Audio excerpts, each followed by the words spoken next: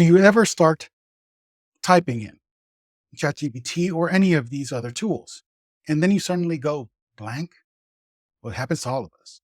That's just how it works. I guess we could call it prompter's block or prompt writer's block.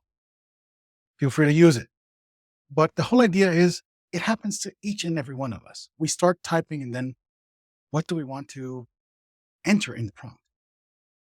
It's best to narrow down what you want to prompt and get out of the context in the response. Most of the time, we're going to just type something very broad. It's not going to be specific, meaning you're going to get a very, very long answer. And that answer can be off topic, not even relevant to what you're asking. And you'll have to try to find out how to narrow it down. So the best thing to do is think of whenever you're using a GTP as someone you're collaborating, just talking with, conversational format, a coworker, being creative. You're bouncing ideas against it. And once you start thinking from that perspective, things are going to shift. You're going to flip the script because you're going to be collaborating with someone. And it's not just going to be a generic answer. It's going to be much more tailored to what you're looking for. This technique for prompting is called reverse prompting. And what it achieves, or the goal of it, is to narrow down the answers you're looking for. Having GPT interview you to narrow down what you're looking for. 3 questions should help you get there. And that is just a starting point. If you need to be even more specific, you can tell the GPT that you want to go further down, narrow it down, and refining it. So that said, let's go ahead and take a look at the sample. So here we are. And we're going to start typing just a quick prompt. Write a blog post about AI. It's generic, no context whatsoever. And we're going to probably expect a very long answer. So we're looking at the screen and notice, keeps on going. What AI is, NLP, why now?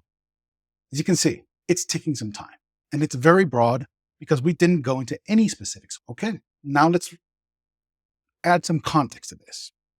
Write a blog post about AI. Ask me 3 questions to help narrow down the content. And here we go. Who is my target audience? Target audience will be developers. The main purpose of the post is educate, spark debate, and what is the specific aspect of AI? Let's go with ethics or AI in health. Notice what's happening. We're getting a much more tailored response, thought-provoking, perils, ethics, accountability, and even a call to action. With just 3 questions, we can take it further down. See, we can even create a shorter version. The takeaway is, if you have questions like these, it's going to help you narrow down the context. And by doing that, you can continue narrowing it down further.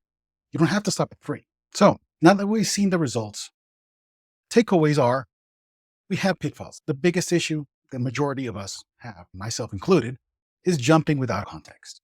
It's easy to forget and provide a context. Then we're also lacking a narrowing down factor. How many questions? That depends on you. You might have to adapt with it.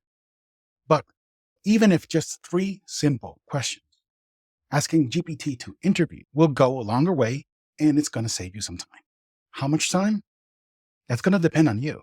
If you have 3 questions, if it's a large topic, how big is your topic, paper, blog post, whatever content you're looking to get out as a result, that's going to be what you're going to be wanting to narrow down. You're going to have to adapt to it as well because it'll vary. Mileage will vary. What else can you do? Write down your best prompts. You can classify them, write them down in Notepad or just a simple text pad or a Word. That way you have a group of prompts you can refer to. Feel free to share your prompts in the comment below. I'd love to hear what results you get, and I'll see you in the next video.